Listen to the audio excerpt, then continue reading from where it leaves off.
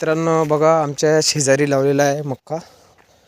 हा सयाजी मक्का आणि हा पट्टा पद्धतीनुसार पेरलेला आहे आणि तो बघा आता निघालेला आहे. हे बघू शकता आपण, हा निघालेला आहे. हे बघा, याला सरीनं पाणी पण लावलेलं आहे. आमच्या शेजारी लावलेला मक्का सयाजी.